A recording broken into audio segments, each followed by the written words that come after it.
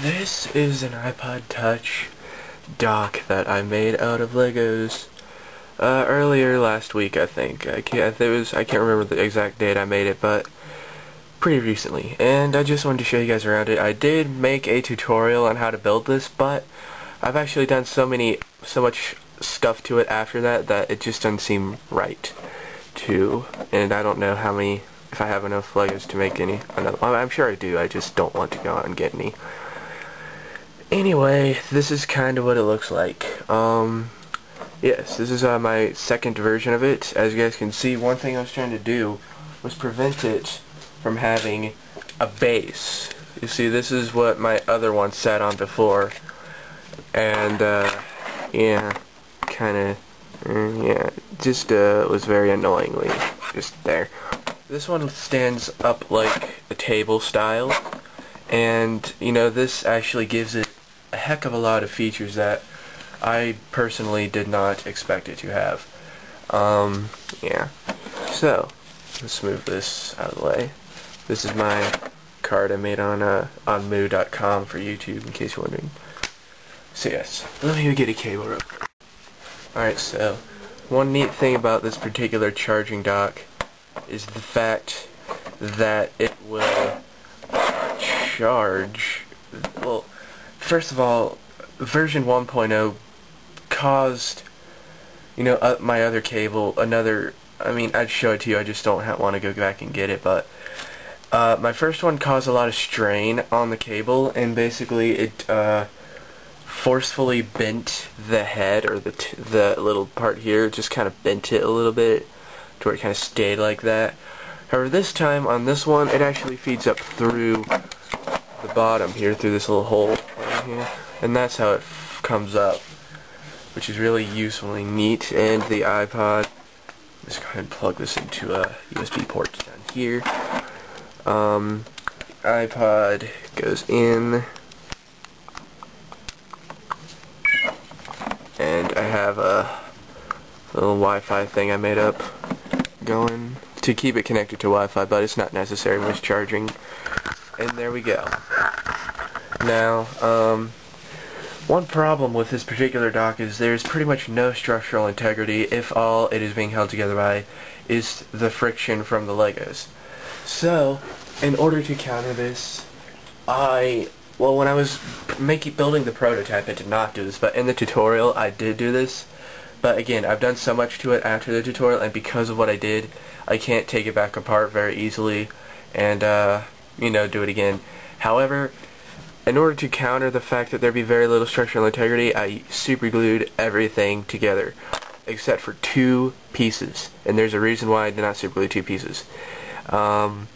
But yes, so that way, because, I mean, you can see that right there was not very sturdy, and the iPod Touch is a really heavy iPod, you know, compared to like an iPod Nano or, you know, stuff like that. It's a very heavy iPod. I'm pretty sure the iPod Classic's probably a bit heavier. Yeah. So, I don't know, this just didn't seem like it would be able to support it, so that's why they're super glued together. And some of the Legos didn't quite go down all the way when I was doing it, so one Lego you notice right away, if you rub this right here, this is way off, but whatever, it doesn't affect the quality of it at all. It's very sturdy. Like, it doesn't rock back and forth or anything. Very nice and sturdy and such. And another neat feature that this has is that, and this is actually an accident, but I ran out of little 2x2 Legos, or 2x1 Legos, to fill in these gaps here. I mean, I had more, I just didn't feel like getting any, so I just decided to leave those empty. But one thing that actually allows is for landscape charging. If you feed the cable through this little channel here, and just laying it on its side, you have it charging in landscape, and it just goes through that little channel right here. So you can now watch your YouTube videos, or you can watch like a movie or something, like while you're at work or something, and still have it continuously charge. But as you can see, it's still charging that little battery thing right there. So yeah. Now, as I said before, there are only 2 Legos that are not superglued, and those are these right here. These things here are not super glued together, and they can come off. Now what this allows you to do is this is what kind of supports the back of the iPod when it's sitting in here like that. So you can see that if you look at it like this, that's what's causing it to be supported.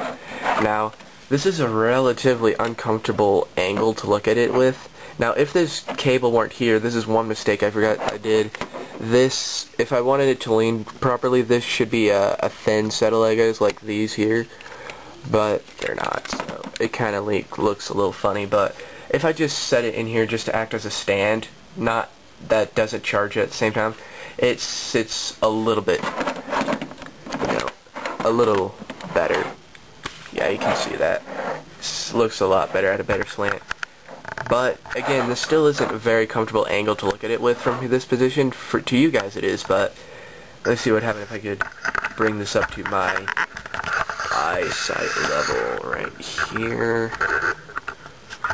And yeah, you can see, yeah, that's about what I see. It's not a very comfortable angle to look at it from. So what this allows you to do is you can adjust the angle from different increments. So if you pull this off, it's going to face a little bit more towards the upside. If you pop this one off,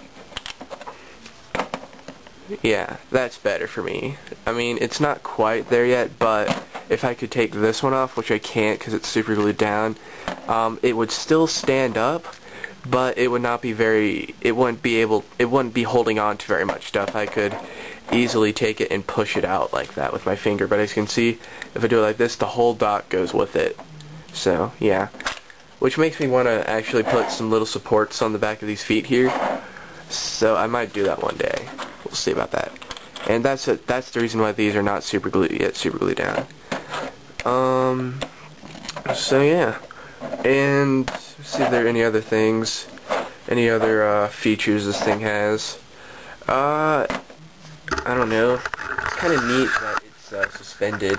And another thing, you're not restricted to having the cable in one particular position when it's charging too much. But as you can see, you don't have to, the cable does not have to feed through the back. It can just go wherever. Right now you can see it's going through the front. It can go through the side also. It can also, whoops, go through the back. Just there, kind of fell over a bit. It's a little bit harder to get sturdy like that. It can come in from the left, like there, and it can just come through the front, wherever it just ends up. So that's another nice feature, is that you have more flexibility with the wire, or the cable, whatever. And again, it can go landscape like that both ways, because there's another channel over here, so you can do it like that also. And this is such a nice feature compared to the other one, because with the other one, the way it was designed, you could not do this, you know, without the iPod, you know, kind of leaning sideways-ish from the cable, getting in the way. So now, another thing you're noticing is that it doesn't have very much traction. And I've tried several means of traction. For instance, I've tried cutting the little designs on the bottom of shoes. I have a really old pair of shoes. I was trying to cut some of that off, but it doesn't really come off very evenly. While this does have very good grip, you know, yeah. I thought about trying one of my old, remember those silicone cases I used to use on my iPod? It came with 3 of those. I was thinking about cutting those up, but I haven't gotten around to trying those yet. Here, I guess for the last minute, I'll just give you guys a quick look around it. So there's the side of it. Here's the back side of it. And, yeah, these holes are here just because those are that's the way the Legos that I used just looked like. And yeah. And one other thing you could probably do that's I mean, you could try it if you wanted to. If you're able to figure out how to build this just from looking at the Legos, like here's the bottom, here's the top.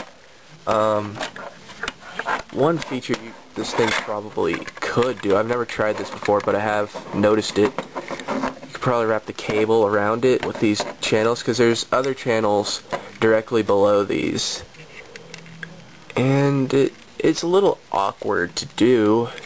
In other words, it's a little tricky, but because you see it keeps trying to unravel itself. But yeah, I mean, it kind of works. Not really well though. So yeah. But anyway guys, that is it. Just kind of showing this off to you. And you know, post a video response of your own. Make a Lego dock prototype of your own and post a video response. I just want to see what you guys can come up with. I've seen some pretty crazy ones on the internet, pretty crazy Lego iPod Touch docks on the internet. And yeah, I mean, I love the way this sits in here like that. So yeah. And one day, I think the next one I'm going to try and tackle is a universal dock. I've tried that, but it failed. So yeah, but we'll look into that later on. So yeah, thanks for watching, and adios.